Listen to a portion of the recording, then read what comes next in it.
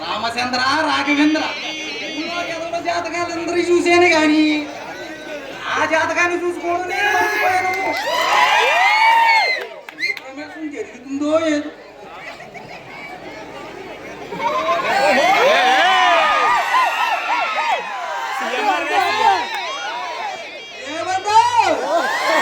అంత పిలుచులు ఎవరు పడకరండి.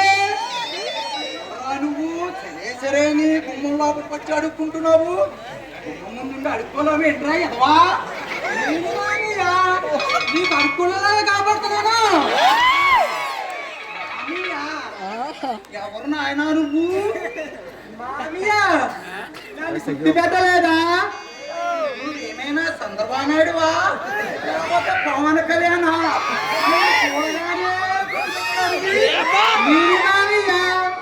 ఈ వేలు విరిసిన బామ్మతో కొడుకుని మేనాలని తల్లిదండ్రులకే దిక్కులేదు ఈ కాలంలో. ఏనాడో ఏలు విడిచిన బామ్మతో కొడుకు అంటున్నాడు. ఈడెవడండి బాబు? ఎవరైతే పర్వ నీ జాతికి ఉంటాడో వారే నా మేనమని మా అమ్మ చెప్పింది. మామయ్య ఈ జిల్లా మొత్తం వెతికితే నువ్వే కాపాడా మామయ్య. అవును, నాకు తెలుగు అడుగుతున్నాను. అత్తిని నువ్వే చంపేశావంట.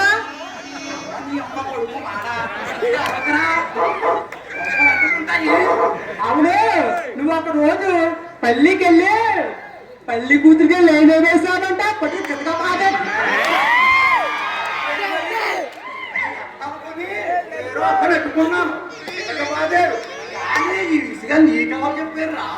మా అమ్మ చెప్పింది.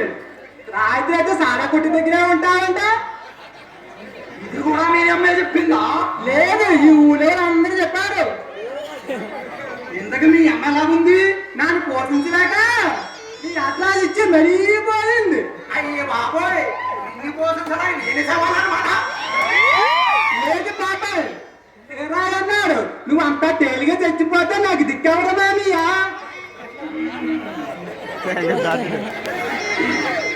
అయితే ఒక పని చేయి.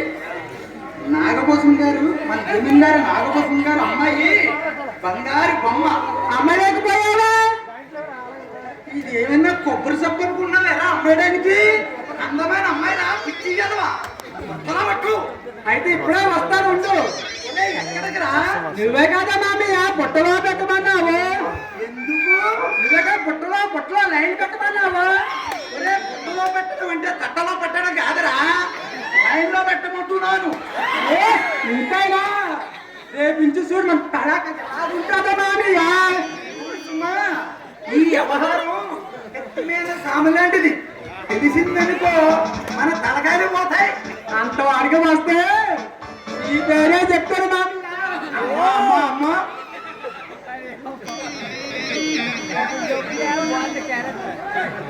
సాంగ్ ఉంటారు ఇప్పుడు.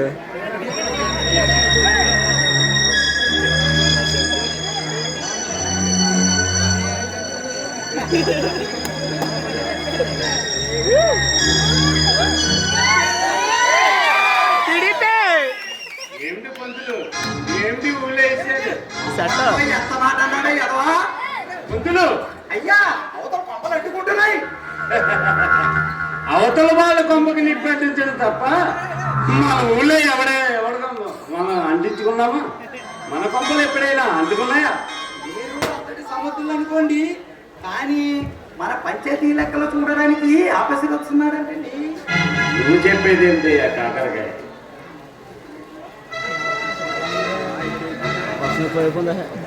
అదేనండి, నేను ఎలా తీసి పారేకండి. ప్రతి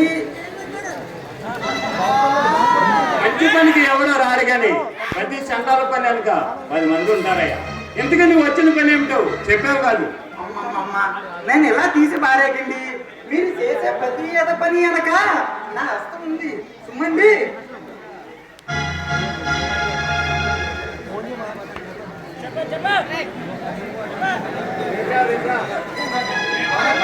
ఆఫీసులు ఎక్కడ చూడడానికి కొత్తగా ఆఫీసులు వచ్చాడండి.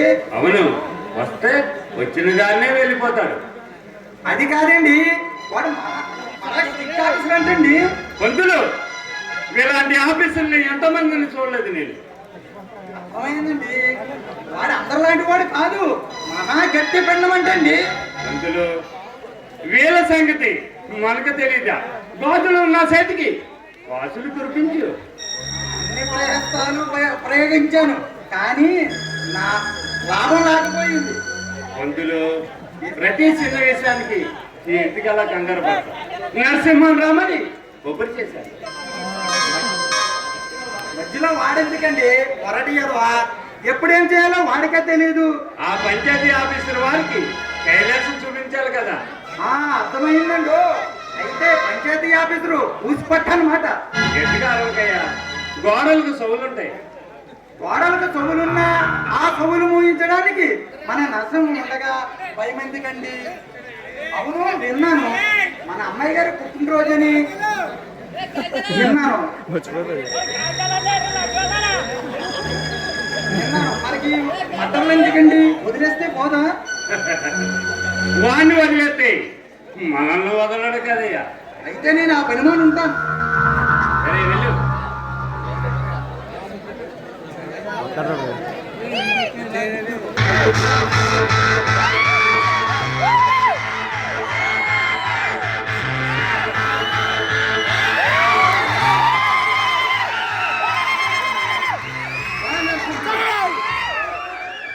నరసింహ, నీకోసమే ఎదురు చూస్తున్నాను.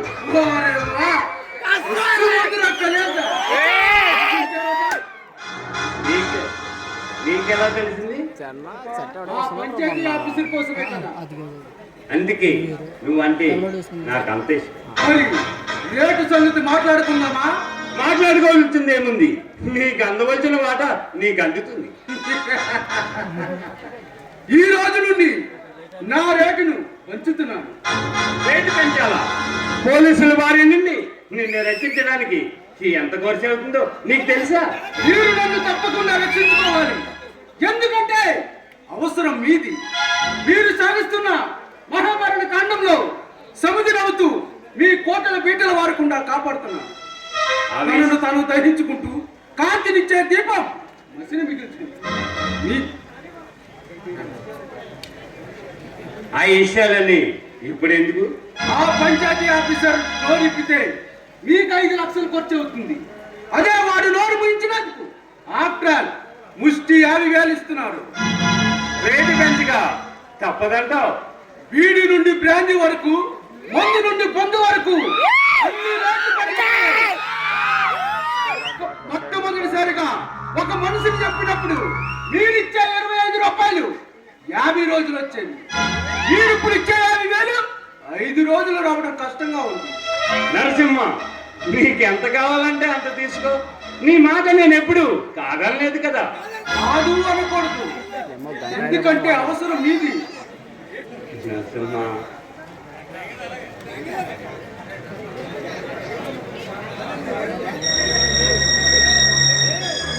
అందుచండ్ర నీ యాదవ్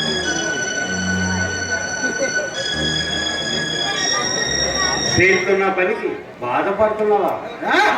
అఖండంలో బ్రహ్మశుద్ధి జరుగుతుంది, దిగంతంలో భూమి అంతమవుతుంది. మధ్యలో ఉన్న మానవ జీవితాన్ని నేల రాసి పారేస్తాడు ఈ నరసింహ. మీరు తప్ప ఈ ఊరిలో నన్ను ఎవరు ఏమి చేయలేరు. నరసింహ, నన్నే అనుమానిస్తున్నావా? అనుమానం కాదు, నిజం. అవసరం ఉన్నంత వరకు ఉపయోగించుకుంటారు, అవసరం తీరిన తర్వాత ఎంగిలి విస్తరాకుల విసురుతారు. మీ గురించి నాకు తెలీదా? సరిగ్గా 15 సంవత్సరాల క్రితం పోలీస్ స్టేషన్ నుంచి నిన్ను ప్రాణాలతోనే బయటికి తీసుకొచ్చాను రా. కాపాడలేదని నేను అనలేను కదా. నేను ఆనాడు నిన్ను కాపాడుకోపోతే పోలీస్ చేతుల్లో కుక్క సాగు చేసేవాడు. ఈ జీవితం దానికంటే అందమైందంటవా?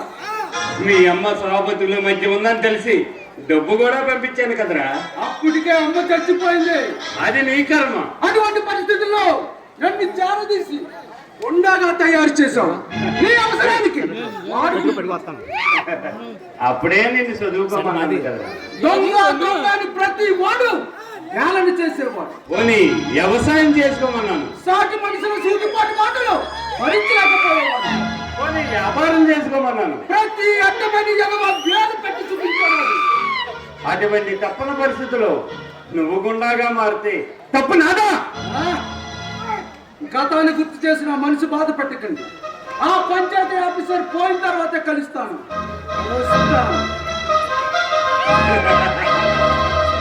పిచ్చి నా కొడుకు, నా నుంచి నువ్వు ఎప్పుడూ బయటికి తెప్పించుకోలేవురా.